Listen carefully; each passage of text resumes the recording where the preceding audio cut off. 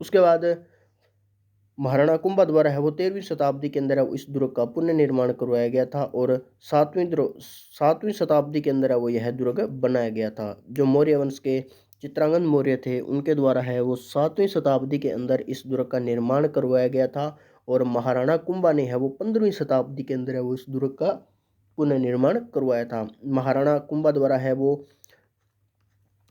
15वीं शताब्दी के अंदर इसका पुनर्निर्माण करवाया गया, और इस किले का जो शुरुआती निर्माण या फिर सबसे पहले निर्माण करवाया गया था वो किसके द्वारा करवाया गया था? 7वीं शताब्दी में चित्रांगद मौर्य द्वारा है वो इसका निर्माण करवाया गया था। मौर्य वंश के राजा कौन थे? बृहद्रथ, और बृहद्रथ का पुत्र कौन था? चित्रांगद मौर्य था। उसके बाद बात करते हैं जो किला बना हुआ है वो किस पठार के ऊपर स्थित है? तो मेसा के पठार के ऊपर स्थित है, और 609 मीटर ऊंचाई पे स्थित है। कितनी ऊंचाई है उसकी? 609 मीटर है। उसके बाद बात करते हैं साथियों इसके जो प्रकटता है या इसकी लंबाई है वो और इसका क्षेत्रफल के बारे में। 8 किलोमीटर लंबी है दीवार है, 8 किलोमीटर लंबा यह किला और 2 किलोमीटर चौड़ा है। अर्थात लंबाई की यदि बात की जाए तो इस प्रकार की लंबाई कितनी है साथियों? 8 किलोमीटर है। 8 किलोमीटर लंबाई है, और चौड़ाई की यदि बात की जाए तो वो क्या है? 2 किलोमीटर इसकी चौड़ाई है। और कुल क्षेत्रफल है वो 305 हेक्टेयर के अंदर स्थित है। 305 इसका कुल क्षेत्रफल है वो कितना है? 305 हेक्टेयर क्षेत्रफल इसका बताया जाता है साथियों। और राजस्थान का सबसे बड़ा किला, राजस्थान का सबसे बड़ा किला कौन सा है? चित्तौड़गढ़ का किला है। चित्तौड़गढ़ का किला है वो राजस्थान का सबसे बड़ा किला है। बढ़ते हैं उसके बाद अगले फैक्ट की तरफ। आगे का फैक्ट के अंदर हम बात करते हैं साथियों किले की विशेषताओं के बारे में, कि किले के अंदर किस प्रकार की विशेषता है और किस प्रकार की यहाँ पे जो सुविधाएं हैं वो हमें देखने को मिलती है। सबसे पहले हम बात करते हैं आकार के बारे में। तो इसका जो आकार है साथियों वो कैसा है? व्हेल मछली जैसा। व्हेल मछली के जैसे आकार का राजस्थान का कौन सा दुर्ग है? यह क्वेश्चन है वो बार बार परीक्षा के अंदर भी पूछा गया है। तो राजस्थान के अंदर व्हेल मछली के समान किस दुर्ग को माना गया है? राजस्थान के अंदर व्हेल मछली की आकृति के समान कौन से दुर्ग को माना गया है? तो आपका सही आंसर है साथियों इसका चित्तौड़गढ़ दुर्ग। उसके बाद बात करते हैं चित्तौड़गढ़ दुर्ग के अंदर खेती भी की जाती है। राजस्थान का एकमात्र ऐसा दुर्ग जिसमें खेती की जाती हो तो वो चित्तौड़गढ़ दुर्ग है। राजस्थान का प्राचीन दूसरा दुर्ग, राजस्थान का सबसे प्राचीन या फिर दूसरा दुर्ग कौन सा है? चित्तौड़गढ़ का दुर्ग है। राजस्थान का सबसे बड़ा लिविंग फोर्ट, राजस्थान का सबसे बड़ा लिविंग फोर्ट है।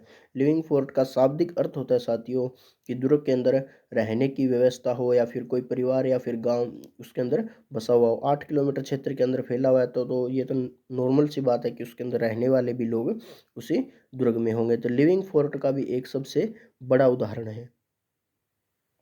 राजस्थान में दुर्गों में सबसे बड़ा दुर्ग, राजस्थान के दुर्गों में सबसे बड़ा दुर्ग है वो राजस्थान का चित्तौड़गढ़ दुर्ग है वो माना जाता है। उसके बाद यह राजस्थान के गंभीरी और बेड़त नदियों के संगम पर स्थित है। राजस्थान दुर्ग की यदि बात की जाए तो कौन सी नदियां हैं जिनके संगम पर स्थित है? तो ये कौन सी है? गंभीरी प्लस बेड़च नदी। गंभीरी प्लस बेड़च नदी के संगम पर स्थित है वो कौन सा दुर्ग है साथियों? चित्तौड़गढ़ का दुर्ग है। चित्तौड़गढ़ का दुर्ग गंभीरी और बेड़च नदियों के संगम पर स्थित है। उसके बाद इसके दक्षिण हिस्से में मरग वन भी शामिल है। इसके दक्षिण हिस्से के अंदर है वो मरग वन भी शामिल है साथियों। उसके बाद दिल्ली से जब मालवा जाते हैं तो गुजरात जाने वाला मार्ग है उसके ऊपर स्थित है यह दुर्ग। और प्राचीन काल के अंदर इसका जो सामरिक महत्व है वो भी सर्वाधिक रहा है, क्योंकि व्यापारिक संबंधों का हमें इससे पता चलता है।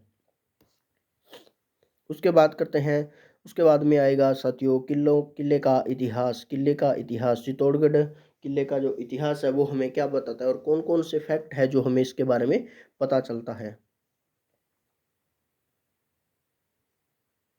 राज प्रशस्ति के अनुसार 734 ईस्वी में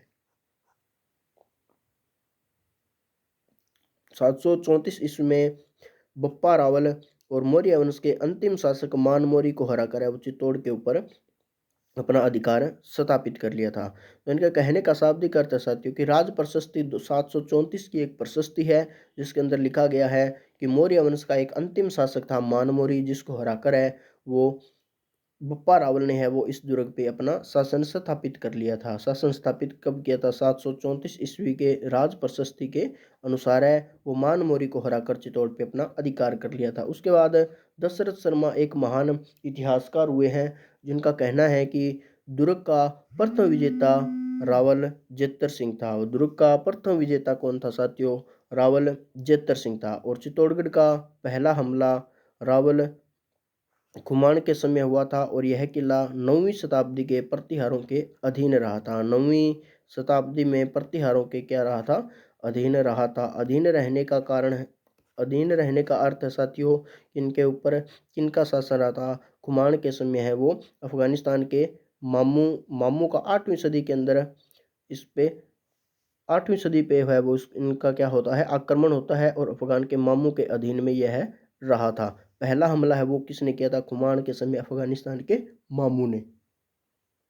उसके बाद में यह किला शाब्दिक यह 9वीं शताब्दी के अंदर वो प्रतिहारों के अधीन रहता है। उसके बाद परमार राजा मालवा का एक शासक था, गुहिलों से छीन लिया था और 10वीं 11वीं बाद में है वो परमारों के आधिपत्य में रहा था। उसके बाद 10वीं और 11वीं शताब्दी थी उसके अंदर है वो परमाणु के आधिपत्य में या फिर परमाणु के हाथ में यह किला वापिस आ जाता है। उसके बाद 1133 ईस्वी में गुजरात के सोलंकी राजा जयसिंह या फिर सिद्धराज है उन्होंने किसको हराया था? यशोवर्मन को हराया और सोलंकियों के अधिकार के अंदर है वो यह किला आ जाता है। कब आता है? 1133 ईस्वी के अंदर है वो किनका शासन हो जाता है इसके ऊपर? सोलंकियों का शासन है वो पुनः हो जाता है। पुनः सोलंकियों का शासन कब होता है इस किले के ऊपर? 1133 ईस्वी में। उसके बाद 1174 ईस्वी के अंदर बात की जाए तो मेवाड़ के राजा सामंत सिंह ने है वो कुमारपाल के भतीजे अजयपाल को हराया था। कुमारपाल मेवाड़ के सामंत सिंह ने है वो राजा सामंत सिंह ने है कुमारपाल के भतीजे अजयपाल को हराया और गुहिलों के अधिकार में इस किले को ले आए थे वापिस। तो गुहिलों का है वो 1174 ईस्वी में है वो क्या हो जाता है इसके ऊपर? पुनः अधिकार हो जाता है। गुहिलों का पुनः अधिकार है वो किले के ऊपर कब होता है साथियों? तो 1174 ईस्वी के अंदर है वो इनका पुनः अधिकार हो जाता है। उसके बाद नागदा का विनाश है वो इल्तुतमिश के द्वारा किया गया था। नागदा का विनाश इल्तुतमिश द्वारा किया गया था और विनाश के बाद जेतर सिंह नामक राजा ने है वो चित्तौड़ को क्या बनाया था? अपनी पहली राजधानी स्थापित की थी। पहली राजधानी स्थापित किसने की थी? तो जेतर सिंह ने है वो चित्तौड़ को अपनी पहली राजधानी बनाई थी। और बनाई कब थी? जब नागदा पे इल्तुतमिश हमला करता है और उसका विनाश कर दिया जाता है तो उसके बाद जेतर सिंह द्वारा है वो पहली बार इसको है वो एक राजधानी के रूप में स्वीकार किया गया था। उसके बाद में 1303 ईस्वी में अलाउद्दीन खिलजी के अधिकार के अंदर आने के बाद इसका नाम है वो खिजराबाद कर दिया गया था। 1303 ईस्वी के अंदर है वो 1303 ईस्वी में अलाउद्दीन खिलजी का इसके ऊपर आक्रमण होता है और अपने पुत्र खिजर खां के नाम पे है इसको क्या कर दिया जाता है? खिजराबाद नाम है वो दे दिया जाता है। उसके बाद 1326 ईस्वी में राणा हमीर ने इस पर अधिकार कर गुहिल वंश के अंदर है वो सिसोदिया शाखा का है वो आरंभ किया था। तो 1326 ईस्वी के बाद है वो सिसोदिया वंश की शाखा है वो इसके ऊपर आरंभ हो जाती है और सिसोदिया शाखा है वो गुहिल वंश से संबंधित थी और राणा हमीर द्वारा है वो 1326 के अंदर सिसोदिया शाखा का है वो शासन प्रारंभ किया गया था। उसके बाद आगे मार्च 1535 की बात की जाए साथियों तो चित्तौड़ के अंदर दूसरा शाखा होता है और बहादुर शाह के अधिकार के अंदर यह दुर्ग आ जाता है साथियों। उसके बाद में मार्च 1536 के अंदर मेवाड़ी सरदारों की सहायता से पुनः विक्रमादित्य के अधिकार के अंदर वो यह किला आ जाता है और राजपूतों का शासन है वो इसके ऊपर वापस कायम हो जाता है। उसके बाद 1536 से 1540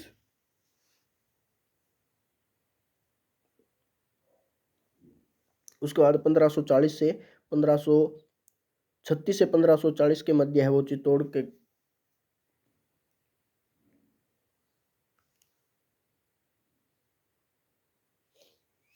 चित्तौड़ का जो किला है साथियों, चित्तौड़ का किला है वो दासीपुत्र बनवीर के अधिकार में रहा था 1536 से 1540 के मध्य। 1536 से 1540 के मध्य है वो एक दासीपुत्र। दासीपुत्र कौन था? बनवीर था, और बनवीर के अंडर में यह किला रहता है। बनवीर के द्वारा है वो इसके ऊपर क्या किया जाता है? शासन किया जाता है।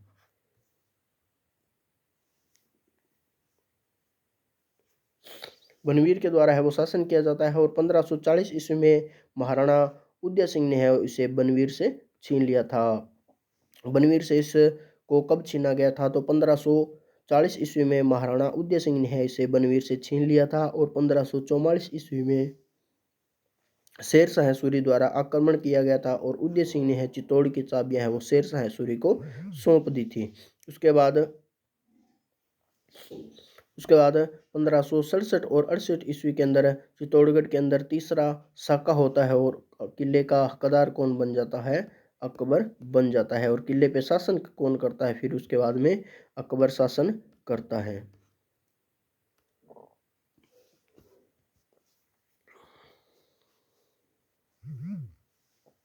और उसके बाद 1516 ईस्वी के अंदर है वो मुगल मेवाड़ की संधि होती है, और जहांगीर ने चित्तौड़ का किला है वो महाराणा अमर सिंह प्रथम को है वो सौंप दिया था। चित्तौड़ के किले पर 1615 ईस्वी के अंदर है वो मेवाड़ मुगल संधि होती है, और महाराणा अमर सिंह प्रथम है वो इसके राजा बन जाते हैं। उसके बाद महाराणा कुंभा है वो इसका जीर्णोद्धार करवाते हैं, या फिर इसके अंदर जो अन्य महल या फिर जो भी निर्माण कार्य है वो आरंभ करवाते हैं। तो महाराणा कुंभा के बारे में बात करें साथियों, तो चित्तौड़ दुर्ग का जो जीर्णोद्धार करवाया गया है, जो या फिर वर्तमान स्वरूप किसके द्वारा दिया गया था? महाराणा कुंभा के द्वारा दिया गया था। रद्द मार्ग, 7 प्रवेश द्वार, विजय स्तंभ, कुंभ स्वामी मंदिर, कुंभा के महल, श्रृंगार चौरी का जो निर्माण कार्य है वो महाराणा कुंभा के द्वारा ही करवाया गया था। और इसको चित्तौड़गढ़ दुर्ग का जो आधुनिक निर्माण करता है या फिर आधुनिक निर्माता है वो किसको कहा जाता है? महाराणा कुंभा को।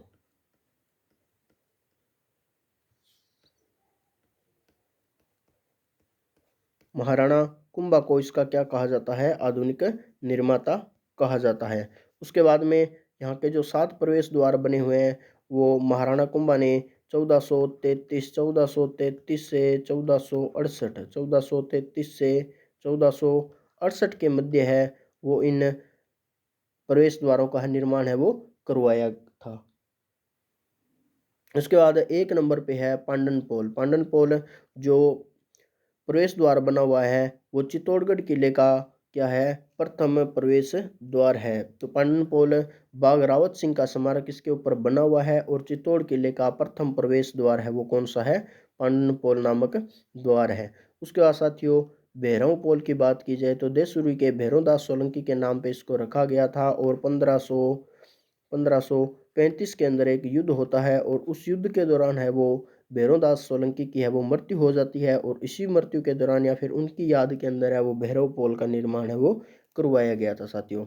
उसके बाद हनुमान पोल की बात की जाए तो भैरव पोल व हनुमान पोल के मध्य जयमल राठौड़ व कल्ला राठौड़ की छत्रियां है वो बनी हुई है। चौथा है गणेश पोल और जोड़न पोल, जिसको जोड़ला पोल के नाम से भी जाना जाता है। छठा है लक्ष्मण पोल। लक्ष्मण पोल के नाम से भी एक दरवाजा बना हुआ है। उसके बाद 7वां और अंतिम दरवाजा कौन सा है? यह किले का मुख्य दरवाजा और अंतिम दरवाजा है, जहां पे पत्ता सिसोदिया का स्मारक है वो बना हुआ है। उसके बाद इसमें महत्वपूर्ण फैक्ट ये याद रखना साथियों कि 1568 ईस्वी के अंदर 1568 ईस्वी के अंदर है वो अकबर से युद्ध लड़ते हुए पत्ता सिसोदिया की मृत्यु हो जाती है, और एक उनका पागल हाथी था, पागल हाथी द्वारा उनको सूंड में उठाकर पटक दिया जाता है, तो इसी कारण है इनकी मृत्यु हो जाती है। और इन्हीं की याद के अंदर है वो एक 7वां दरवाजा रामपोल दरवाजा है, उसके ऊपर उसके दरवाजे के सामने है वो पत्ता सिसोदिया का स्मारक बनाया हुआ है। एक सूरजपोल नामक का दरवाजा है। सूरजपोल नाम का भी एक दरवाजा बना हुआ है जो किले के पूर्व दिशा में स्थित है, और त्रिपोलिया दरवाजा है वो किले के अंदरूनी भाग में स्थित है साथियों। बढ़ते हैं आगे। उसके बाद यहाँ के जो मुख्य है जल स्रोत बने हुए हैं और उनका किस से संबंध है उनके बारे में बात करते हैं। कुकड़ेश्वर का कुंड व कुकड़ेश्वर का मंदिर।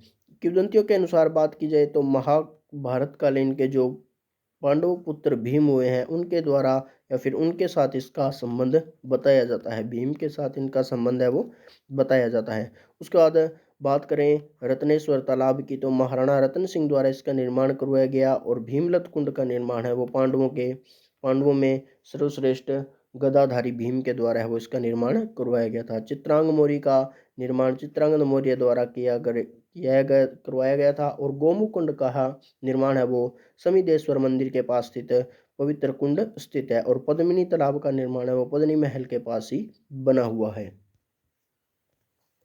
उसके बाद किलों के अंदर जो प्रमुख महल बने गए हैं या फिर किस किस के नाम के या फिर कौन से राजा के द्वारा रानियों के द्वारा इन महलों का निर्माण करवाया गया है उसके बारे में बात करते हैं साथियों।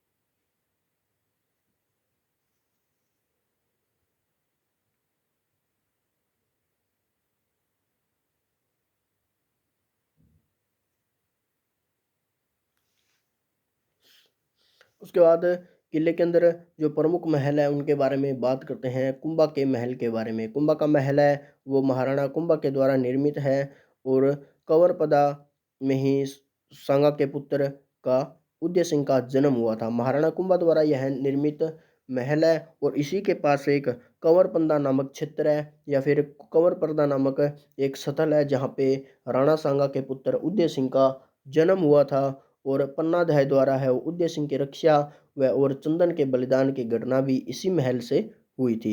उसके बाद कंवरपदा के महल की बात की जाए तो सांगा ने है वो मीरा के लिए बनवाया था। कुंभा का जो महल है उसी का एक भाग है, कुंभा के महल का एक भाग है साथियों। उसके बाद में बात करें आगे रानी पद्मिनी के महल के बारे में। चित्तौड़गढ़ एक बहुत ही आकर्षक दुर्ग है और यह महल पद्मिनी तालाब के उत्तरी घाट के तट पर बना हुआ है और पद्मिनी तालाब के मध्य एक 3 मंजिला जल महल भी बना हुआ है। रानी पद्मिनी के महल के बारे में बात करें तो चित्तौड़गढ़ दुर्ग का सबसे आकर्षक स्थल कौन सा है, रानी पद्मिनी का महल है और इसी के उत्तरी तट के ऊपर है वो पद्मिनी नामक एक तालाब भी बना हुआ है और पद्मिनी तालाब है के मध्य एक जल महल बना हुआ है। वो जल महल 3 मंजिला जल महल बना हुआ है। उसके बाद में बात करें रतन सिंह पैलेस के बारे में। रतन सिंह पैलेस है वो महाराणा रतन सिंह के द्वारा निर्मित है और रत्नेश्वर तालाब व रत्नेश्वर महादेव मंदिर के पास में यह बना हुआ है। फतेह प्रकाश महल की बात की जाए तो फतेह सिंह द्वारा इसका निर्माण करवाया गया और चित्तौड़गढ़ किले का सबसे नया भवन कौन सा है, फतेह सिंह महल है और इसमें वर्तमान में राजकीय म्यूजियम संग्रहालय है वो संचालित है। इसके अंदर फतेह प्रकाश महल का निर्माण है वो फतेह सिंह के द्वारा करवाया गया था और चित्तौड़गढ़ का या फिर चित्तौड़गढ़ किले के अंदर जो सबसे नया भवन है वो कौन सा है, फतेह प्रकाश भवन है और इसके अंदर राजकीय आधिकारिक या फिर राजकीय सरकारी या फिर राजकीय म्यूजियम है वो संचालित है। म्यूजियम में एक संग्रहालय होता है। उसके बाद गोरा बादल का महल है वो पद्मिनी महल के दक्षिण पूर्व के अंदर स्थित है और 2 गुबंदाकार महल या फिर 2 गुबंदाकारक इमारतें हैं वो यहाँ पे बनी हुई है जो कि इंडो क्लासिकल शैली से संबंधित है साथियों। उसके बाद नौ कोठा मकान या फिर नवलखा महल के बारे में बात की जाए तो यह एक लघु और अधूरा दुर्ग है। यह बनवीर नामक एक व्यक्ति द्वारा बनवाया गया था और कुंभा के महल के सामने है वो स्थित है और अधूरा रहने के कारण इसको बनवीर की दीवार भी कहा जाता है साथियों। उसके बाद में आगे बात करते हैं इग्लू अहाड़ा के महल के बारे में। इग्लू अहाड़ा के मंदिर के महलों के बारे में बात करते हैं तो इग्लू अहाड़ा है वो एक डूंगरपुर का सरदार था और महलों में निवास करता था, इसी कारण इसको इग्लू अहाड़ा के महल कहा जाता है। जयमल की हवेली का निर्माण है वो उदय सिंह के काल में हुआ था साथियों। उसके बाद भामाशाह की हवेली है वो दुर्ग के तोपखाने के पास जीर्ण शीर्ण अवस्था के अंदर स्थित है। अल्लाह कबरा आला काबरा की हवेली की बात की जाए तो चित्तौड़गढ़ के अंदर है, और राव रणमल की हवेली कहाँ पे स्थित है? चित्तौड़गढ़ दुर्ग के अंदर स्थित है, या फिर चित्तौड़ दुर्ग के अंदर है वो हवेली बनी हुई है। लखोटा बारी की बात की जाए साथियों, तो लखोटा बारी है वो चित्तौड़गढ़ दुर्ग में जो रतलेश्वर कुंड है उसके थोड़ी दूर एक पूर्वी पहाड़ी के पूर्वी किनारे पे एक छोटी सी बारी बनी हुई है, और कहा जाता है साथियों कि अकबर द्वारा है वो जब गोली मारी गई, या फिर अकबर द्वारा है वो जयमल पे यहाँ से गोली मारी गई थी, तो इसी लाखोटा बारी से है वो अकबर के द्वारा है वो जयमल को गोली मारी गई थी, और उसी गोली के दौरान है वो गोली है उनके पैर पे लगती है और वो लंगड़े हो जाते हैं। उसके बाद आगे बात करते हैं किले के अंदर प्रमुख मंदिर जो बने हुए हैं। सबसे पहले कालिका माता मंदिर है। यह मूलतः क्या है था, एक सूर्य मंदिर था, और 7वीं सदी के अंदर मानभंग नामक राजा द्वारा है वो इसका निर्माण करवाया गया था, और प्रतिकालीन हार शैली के अंदर यह निर्मित मंदिर है। तुलजा भवानी का मंदिर है वो बनवीर द्वारा तुलादान धन से करवाया गया था।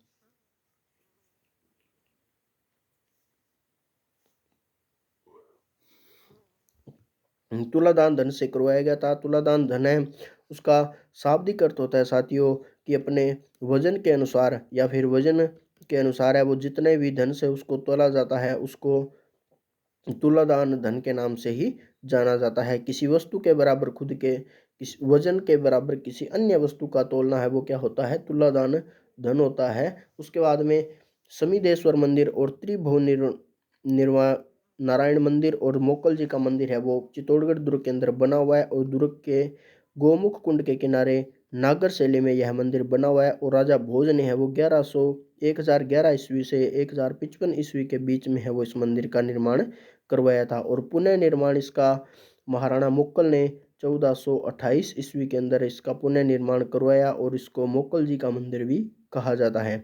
और शिव की 3 मुखी प्रतिमा है वो इस मंदिर के अंदर स्थित है, और 1150 ईस्वी का कुमारपाल का शिलालेख है वो इसके अंदर लगा हुआ है।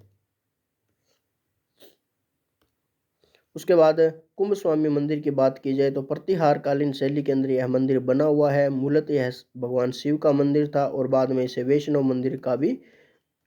मंदिर इसको बना दिया गया था। मलेच्छों द्वारा नष्ट किए जाने के बाद महाराणा कुंभा ने इसका जीर्णोद्धार करवाया था, और 1449 ईस्वी के अंदर महाराणा कुंभा द्वारा उसका जीर्णोद्धार करवा के विष्णु के वराह अवतार की मूर्ति है वो यहाँ पे स्थापित कर दी गई थी। और मूल निर्माण की जो प्रमाणिक जानकारी है वो अभी तक क्या है साथियों, प्राप्त नहीं है। इसकी मूल जानकारी या फिर मूल निर्माणकर्ता के बारे में जानकारी है वो इसके अंदर प्राप्त नहीं है। उसके बाद साथियों मीराबाई के मंदिर का निर्माण है वो चित्तौड़गढ़ दुर्ग के अंदर करवाया गया था, और इसका निर्माण करवाने वाला शासक कौन था? महाराणा सांगा था। और अपनी पुत्र वधू मीरा की पुत्र वधू कौन थी? महाराणा कुंभा की पुत्र वधू मीरा थी, और मीरा की जो भक्ति करती थी, मीरा की भक्ति करती थी उनकी पुत्र वधू, उसी कारण है इस मंदिर का निर्माण है वो करवाया गया था। महाराणा कुंभा ने अपनी पुत्र वधू के लिए मीरा मंदिर का निर्माण करवाया था, और मीरा मंदिर का निर्माण करवाने का जो श्रेय किसको जाता है? महाराणा सांगा को जाता है, लेकिन कुछ जगह आपको पुत्र वधू का भी नाम मिलेगा साथियों।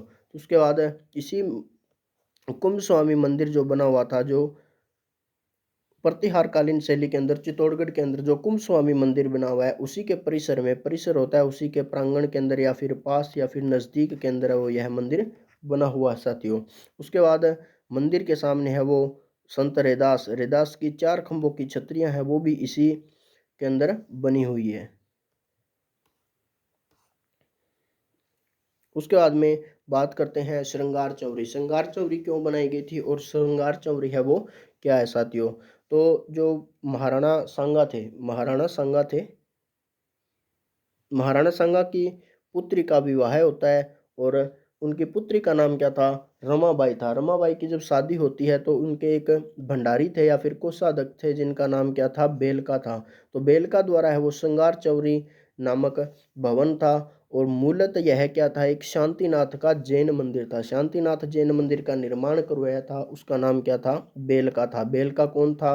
राणा सांगा का एक कोषाध्यक्ष कह सकते हैं, या फिर भंडार गृह का अध्यक्ष था, जिसके द्वारा इसका निर्माण करवाया गया। और कुंभा की पुत्री रमाबाई की जो शादी होती है वो इसी भवन के अंदर होती है, तो इसी कारण इसको किस नाम से जाना जाता है, संगार चौरी के नाम से जाना जाता है। तो संगार चौरी पुत्री राणा सांगा की कुंभा की पुत्री रमाबाई का विवाह होता है और इसी कारण है इसको श्रृंगार चौरी के नाम से जाना जाता है। उसके बाद सतबीस देवरी क्या है साथियों, यह एक जैन मंदिरों का समूह है जिसके अंदर 27 जैन मंदिर है। तो इसको 27 देवरियां बनी हुई है और इसको 27 देवरियों के नाम से भी जाना जाता है। 27 मंदिरों का क्या है यहाँ पे समूह बना हुआ है, 27 मंदिरों का समूह है।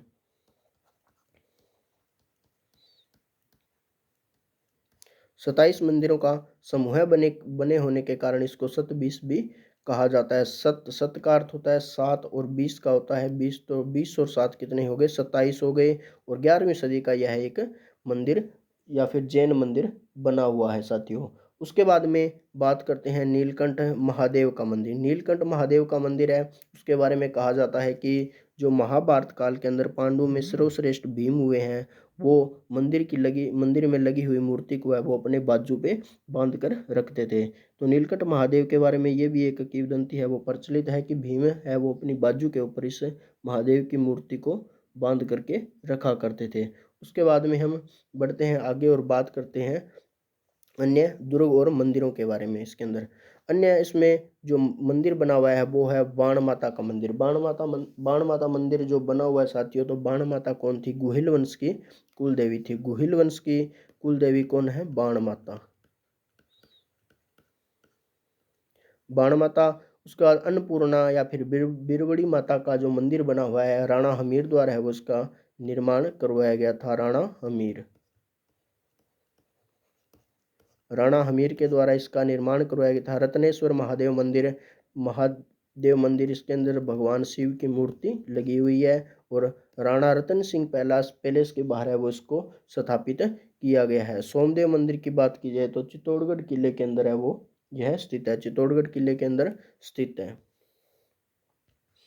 उसके अंदर कीर्ति स्तंभ प्रशस्ति है वो चित्तौड़गढ़ दुर्ग के अंदर लगी हुई है और 1460 ईस्वी 3 दिसंबर 1460 और विक्रमी संवत 1517 मार्गशीर्ष कृष्ण पक्ष की पंचमी को है यह उसके ऊपर तारीख है वो अंकित होती है और पहला तारीख लिखा हुआ या फिर पहला समय लिखा हुआ जो प्रमाण मिलता है वो कीर्ति स्तंभ का ही मिलता है। इसके जो रचयिता की बात की जाए तो कवि अत्रि और उनका पुत्र महेश है जिनके द्वारा लिखी गई थी। महेश के द्वारा उसके अंदर कुछ साक्ष्य या फिर कुछ अन्य महत्वपूर्ण बातें हैं या फिर जो भी उपलब्धियां हैं या फिर राजाओं द्वारा लड़े गए युद्ध थे उनका जो मुख्य वर्णन किया गया है वो पुत्र महेश के द्वारा किया गया है। और इसका आरंभ करने वाले कौन थे, कवि अत्रि थे और इसका समापन करने वाले कौन थे, पुत्र महेश थे जिनके द्वारा है उसको अंतिम रूप दिया गया था।